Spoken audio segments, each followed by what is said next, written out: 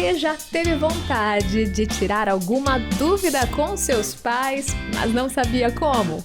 Com base bíblica, viemos trazer a resposta para suas dúvidas, em uma conversa leve e descontraída, de pai para filha. Tá começando mais um de pai para filha. Quase falei na contramão, mas eu me segurei. Se bem que faz parte do Ministério Sim, de Ministério Jovens. de Jovens, na contramão. Inclusive, nós estamos em vídeo no canal da Juventude, @na contramão RTM. Estamos chegando em fase de recesso, então essa é a sua oportunidade para mandar sua pergunta para a próxima temporada, que vai chegar em 2026. Isso se você estiver ouvindo agora, né? Porque você pode estar ouvindo esse episódio muito tempo depois. Para você que é fã de Demon Slayer, porque minha hora chegou, pai! Gente, Demon Slayer é um anime, Deus, tá? Que eu gosto de anime, né? O meu primeiro anime favorito é Naruto, mas agora eu tô assistindo Demon Slayer. E deu tempo de eu me tornar fã e assistir o filme que saiu no cinema, porque eu não era fã ainda. Aí todo mundo, nossa, Demon Slayer, Demon Slayer. Deu tempo de eu ver, achei uma sessão ontem, 8h30 da noite, último cinema que tá exibindo Demon Slayer. Eu consegui assistir. Vou falar para os meus filhos assistir quando lançou no cinema. Enfim, focando aqui agora. Eu assistindo Star Wars, né, no cinema. Então, pai, eu pensei exatamente isso. Eu vou poder falar igual meu pai falou que viu Star Wars.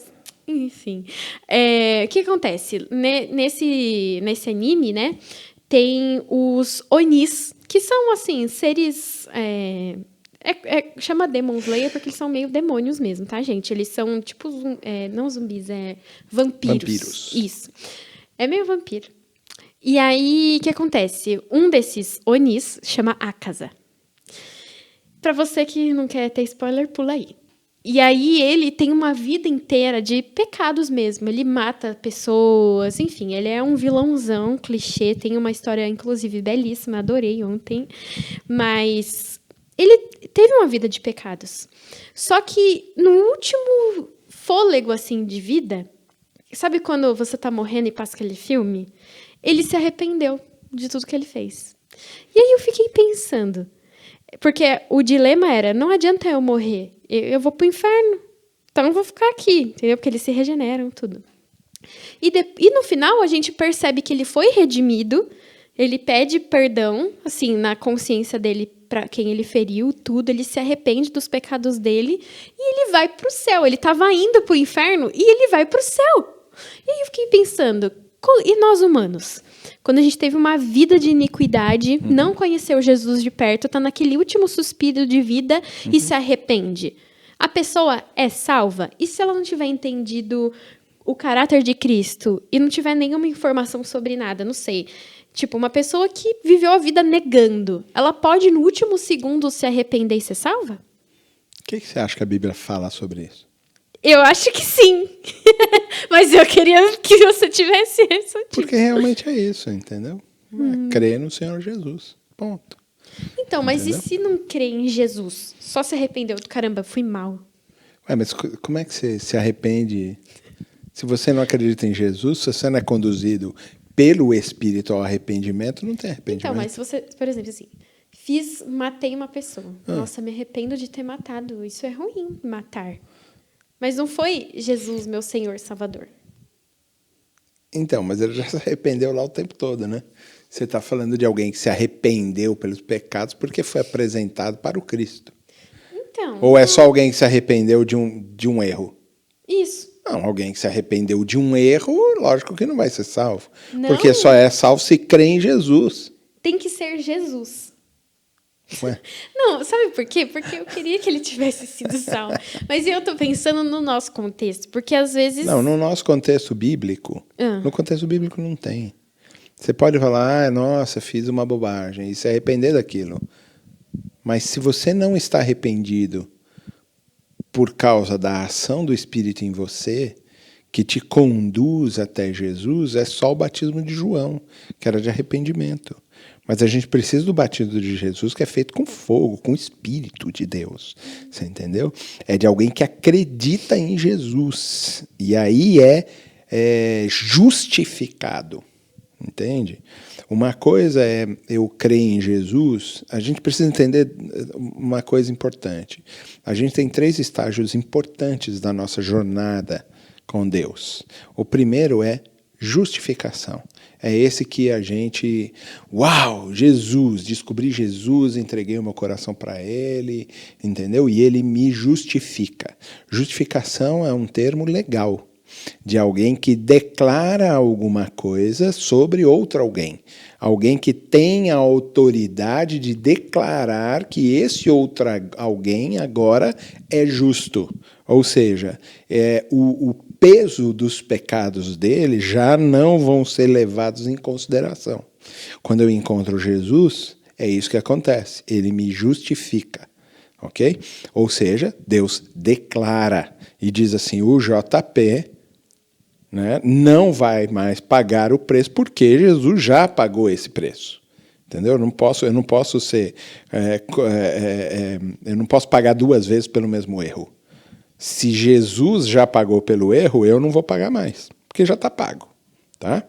O segundo estágio que a gente tem nesse processo chama santificação.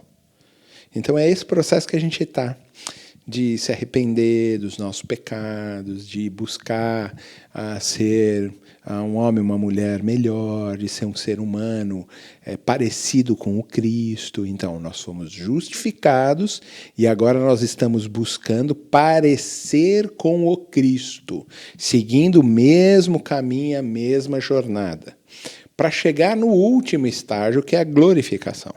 Tudo bem? Justificação, santificação, glorificação. Tudo bem? Então eu já sou salvo na justificação, mas só completo a minha justificação, a minha salvação, na glorificação. Que a gente chama em teologia de já, mas ainda não. Eu já sou salvo, mas eu só serei salvo na glorificação. Okay. Mas eu já sou por causa da fé. Ok? A fé é a certeza das coisas que se esperam. Ok? Então, eu estou olhando para o futuro e estou dizendo, eu já sou salvo.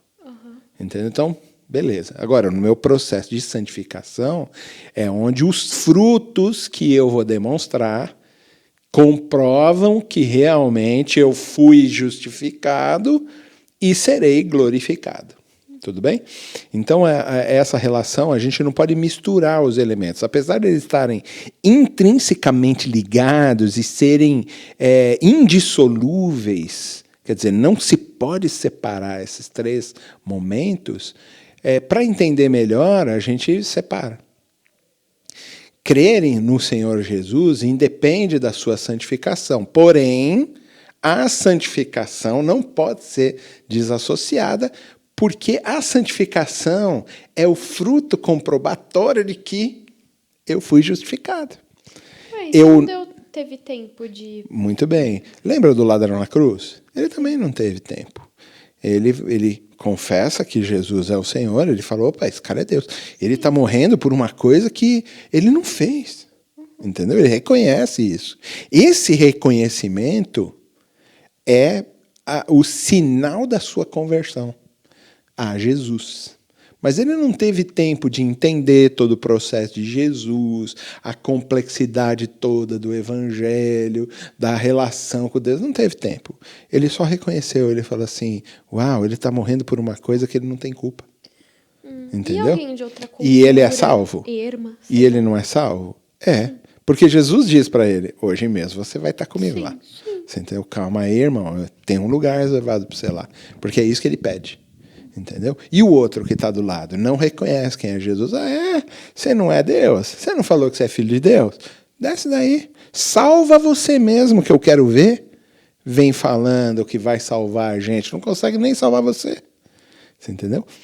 Esses 2 homens que estão ali ao lado de Jesus na crucificação demonstram exatamente a experiência espiritual de cada ser humano.